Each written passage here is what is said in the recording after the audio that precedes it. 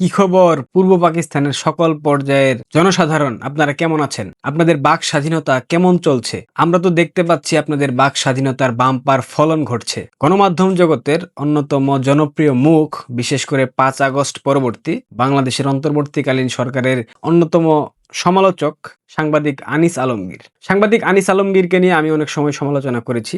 অবশ্যই সেটা গঠনগত এবং যৌক্তিক সমালোচনা। আনিস আলমগীর কিন্তু একজন লাল বিপ্লবী ছিলেন। গত বছর জুলাই আগস্টের যেই জঙ্গি উত্থান, সেই জঙ্গি উত্থানে তিনি সম্মুখ সারির যোদ্ধা ছিলেন। গণমাধ্যম কাঁপিয়েছেন, একাধিক টক শুতে গিয়ে শেখ হাসিনা সরকারের কঠোর সমালোচনা করেছেন। শুধুমাত্র জুলাই আগস্টের সেই তথাকথিত জঙ্গি উত্থান নয়, আনিস আলমগীর গত 15 বছর বাংলাদেশ আওয়ামী লীগ এবং শেখ হাসিনার কঠোর সমালোচনা করেছেন। তিনি কট্টর আওয়ামী বিরোধী একজন ব্যক্তি। তবে একটা জিনিস তার আমার ভালো লেগেছে, তিনি কখনো কোনো দলের সমর্থক ছিলেন না। তিনি রাজনৈতিকভাবে কোনো দল দ্বারা প্রভাবিত নন, না জামাত, না আওয়ামী লীগ, না বিএনপি। গণমাধ্যম জগতের মানুষগুলার আসলে কাজটা কি? তাদের কাজ হচ্ছে গঠনমূলক সমালোচনা করা, প্রশ্নবাণের জর্জরিত করা। একটা নির্বাচিত সরকার কিংবা একটা অবৈধ সরকার যখন ক্ষমতায় আছে বা থাকে বা থাকবে, তখন স্বাভাবিকভাবে সেই সরকারের নানান অসঙ্গতি, বিভিন্ন কিছু নিয়ে যখন সমালোচনা করা হয়, তখন সেটাকে গণমাধ্যম জগতের স্বাধীনতা বলা চলে। সাংবাদিক আনিস আলমগীর 5 আগস্ট পরবর্তী যখন তিনি বুঝতে পারলেন ইউনূসের অন্তর্বর্তীকালীন সরকারের প্রত্যেকটা অর্গান এবং তাদের সংশ্লিষ্ট যারা আছে, সমন্বয়কারী থেকে শুরু করে বাদবাকি সবাই, এরা প্রত্যেকে স্বাধীনতা বিরোধী শক্তি, স্বাধীনতা বিরোধী চক্র।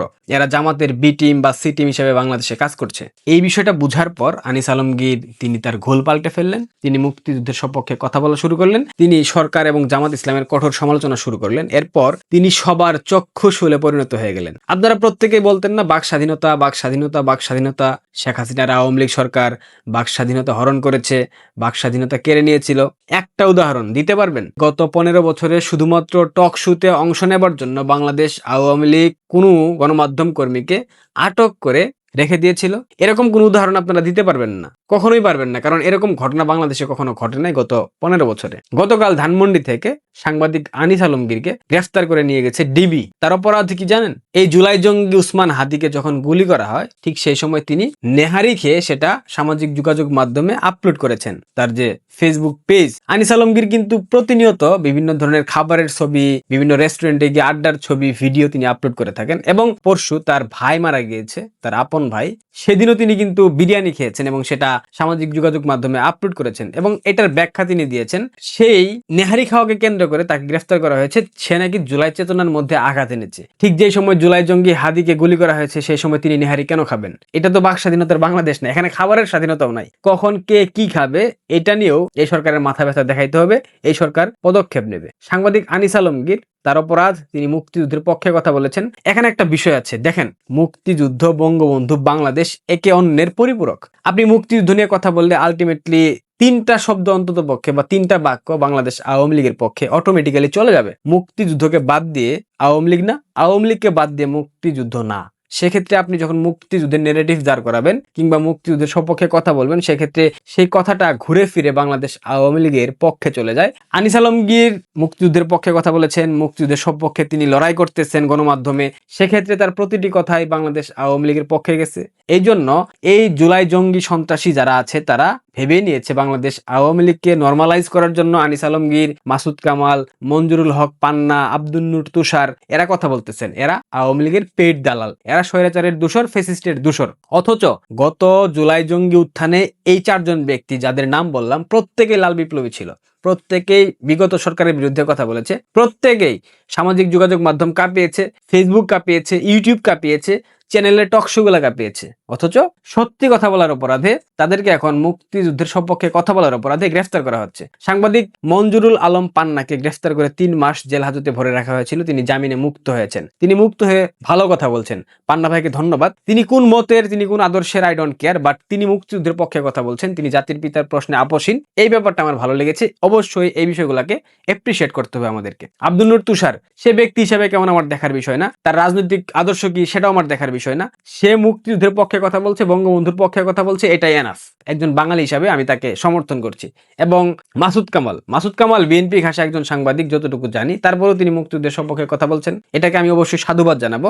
মাসুদ কামালরা বিগত 15 বছর বাক স্বাধীনতা যখন ছিল না, তখনও তারা কথা বলে গেছেন, কিন্তু তাদেরকে কেউ গায়ে আঘাত দেওয়ার সাহস পায়নি, মানসিক শারীরিক ভাবে কেউ হেনস্থা করতে পারেনি। কিন্তু 5 আগস্ট পরবর্তী তারা যখন সত্যি কথা বলছেন, তারা যখন মুক্তিযুদ্ধের সপক্ষে কথা বলার চেষ্টা করছেন, তাদেরকে বিভিন্নভাবে আক্রমণ করা হচ্ছে, তাদেরকে অনলাইনে ব্যাশিং করা হচ্ছে, তাদের পরিবার তুলে গালমন্দ করা হচ্ছে, তাদেরকে বিশ্রী ভাষায় সমালোচনা করা হচ্ছে এবং প্রত্যেকটা বিষয় করতেছে এই জুলাই উত্থানের তথাকথিত জঙ্গিরা, বিশেষ করে এনসিপি, এবি পার্টি এবং জামাতের যারা বট বাহিনী আছে এরা। গতকাল আনিস আলমগীরকে গ্রেফতার করা হয়েছে, এর পরবর্তীতে এখন পর্যন্ত কোনো আপডেট আমরা পাইনি। আনিস আলমগীর ডিবি হেফাজতে আছেন, তাকে হয়তো বা মামলায় ঢুকিয়ে দেওয়া হবে, কারণ এখানে তো সবই চলমান। ইউনুস বলেছিল সমালোচনা করতে, এখন সমালোচনা করলে ইউনুসের পিঠে কাটার মতো বিধে যায়, সেক্ষেত্রে তো কেউ সমালোচনা করতে পারবে না। যতটুকু তথ্য পেলাম, পরবর্তী লক্ষ্যবস্তু হয়তো বা মাসুদ কামাল কিংবা আব্দুল নূর তুষার, এদের দুজনকেও বাংলাদেশ আওয়ামী লীগকে নরমালাইজ করার অপরাধে অর্থাৎ ফেসিস্টের দূষর আখ্যা দিয়ে তাদেরকে গ্রেফতার করা হবে। গোয়েন্দা তথ্যের ভিত্তিতে পাওয়া এটা, তাদেরকে গ্রেফতার করা হতে পারে যে কোনো সময়। যারা বাক স্বাধীনতা বলে চিল্লাপাল্লা করতেন, যারা বাক স্বাধীনতার যুগে বাক স্বাধীনতা হরণ করা হচ্ছে, খর্ব করা হচ্ছে, এটা করা হচ্ছে, ওইটা করা হচ্ছে, এখন আপনারা কথা বলছেন না কেন? এখন সুশীল বুদ্ধিজীবীরা নীরব ভূমিকায় আছেন কেন? এখন কি আপনাদের বিবেক জাগ্রত হয় না? ও আরো একটা বিষয়, নীলা ইসরাফিল একদা এনসিপির সেই তথাকথিত নেত্রী তুষার যাকে লাগাতে চেয়েছিল, এনসিপির নীলা ইসরাফিলকেও যে কোনো সময় গ্রেফতার করা হবে, কারণ তিনি কট্টর সমালোচনা করছেন এবং বিগত দুদিন পূর্বে তিনি একটা স্টেটমেন্ট দিয়েছেন, যদি তাকে বলা হয় আওয়ামী লীগকে ভোট দিতে কিংবা জামাতকে ভোট দিতে, তিনি নিঃসন্দেহে বাংলাদেশ আওয়ামী লীগকে বেছে নেবেন, কারণ জামাত স্বাধীনতার বিপক্ষের শক্তি, তারা স্বাধীনতা যুদ্ধের সময় যুদ্ধ অপরাধী ছিল, তারা আমাদের দেশের মা বোনদেরকে ধর্ষণ করেছে, মুক্তিযোদ্ধাদেরকে হত্যা করেছে।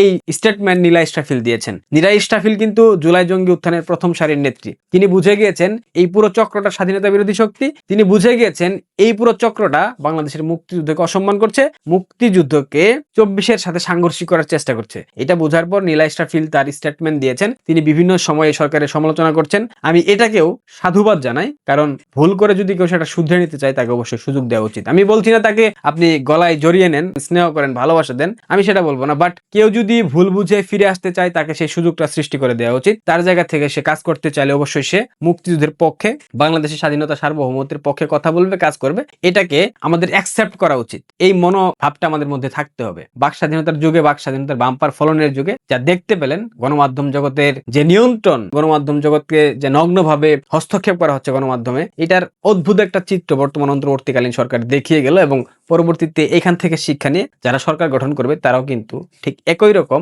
ভূমিকায় অবতীর্ণ হবে। তখন আপনারা কেউ কথা বলবেন না, তখন এই বাক স্বাধীনতা বলে চিল্লাপাল্লা করা কিংবা মানবাধিকার হরণ করা হচ্ছে এইসব আপনারা কেউ বলতে আসবেন না। তখন কিন্তু আপনাদেরকে সেই উত্তম মধ্যম একদম সময় মতো বুঝিয়ে দেওয়া হবে। হাদিকে হত্যা চেষ্টার পর একাধিক ব্যক্তি হিটলিস্টে আছে এবং সেই ব্যক্তিরাই সেটা প্রকাশ করে দিচ্ছে যে তারা হিটলিস্টে আছে। গণ অধিকার পরিষদের বিকাশ রাশেদ সেও বলেছে সে নাকি হিটলিস্টে আছে। আসিফ মাহমুদ সজীব ভুইয়া বলতেছে আরো অনেকে হিটলিস্টে আছে, সে সহ সার্জিস হিটলিস্টে আছে, হাসনাত হিটলিস্টে আছে এবং তারা বলার চেষ্টা করছে আগামী নির্বাচনকে কেন্দ্র করে বাংলাদেশ আওয়ামী লীগ টার্গেট কিলিং করবে, বাংলাদেশ আওয়ামী লীগ নির্বাচনকে কোনোভাবে হতে দেবে না। দেখেন, এই অন্তর্বর্তীকালীন সরকার একটা অবৈধ সরকার, এই সরকারের সাংবিধানিক বৈধতাও নাই, আইনি কোনো ভিত্তিও নাই। সো এই সরকার কি করছে না করছে, নির্বাচনের পরিবেশ সৃষ্টি করছে কিনা, নির্বাচন করছে কিনা, নির্বাচন করবে কিনা, নির্বাচনে কারা অংশ নেবে, এটা নিয়ে বাংলাদেশ আওয়ামী লীগের কোনো হেডেক থাকার কথা নয় এবং সেটা নেই, কারণ এই সরকারের অধীনে কোনো নির্বাচন বৈধ গণ্য হবে না। অদূর ভবিষ্যতে যখন নির্বাচিত সরকার ক্ষমতায় আসবে তখন এই নির্বাচনকে অবৈধ ঘোষণা করা হবে, তখন এই দায়টা তো অবশ্যই যারা নির্বাচনে অংশ নেবে তাদেরকেও নিতে হবে। সেক্ষেত্রে বাংলাদেশ আওয়ামী লীগ কখনোই এই সরকারের অধীনে নির্বাচনে যেত না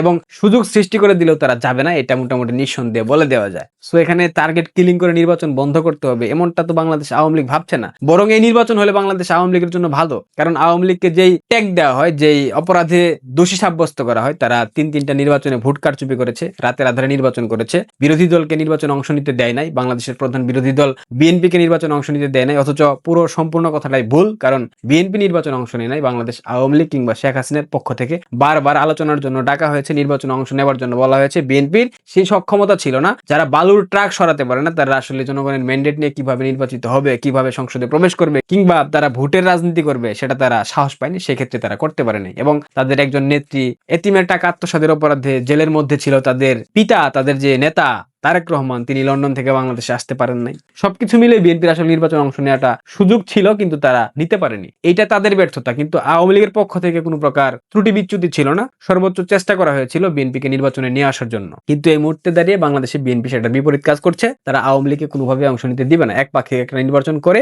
বাংলাদেশ আওয়ামী লীগের উপর যেই দোষ দেওয়া হয় সেই দোষটাকে তারা সারিয়ে দিতে চাচ্ছে, এই জন্য বিএনপিকে অবশ্যই একটা ধন্যবাদ দেওয়াই উচিত। সো টার্গেট কিলিং এর যে ব্যাপারটা বলা হচ্ছে এটা সম্পূর্ণ ভুয়া। এই টার্গেট কিলিং গুলা করবে করবে জামাত, এবং এই কিলিংগুলোর মাধ্যমে জামাত বিএনপিকে হেনস্থা করার চেষ্টা করবে, বিএনপিকে কোণঠাসা করার চেষ্টা করবে, যদি এইটা করে কোনোভাবে নির্বাচনী আসন সংখ্যা বাড়িয়ে নেওয়া যায়। জনগণের সাইকোলজি নিয়ে খেলাধুলা করার একটা সর্বোচ্চ চেষ্টা করছে জামাত এই মুহূর্তে। বিএনপি যদি বুঝে থাকে ভালো, আর যদি না বুঝে থাকে কিছুদিন পর আঙ্গুল দিয়ে আসমান দেখতে হবে। ভালো থাকবেন, পারলে সাবস্ক্রাইব করে দিন। ধন্যবাদ।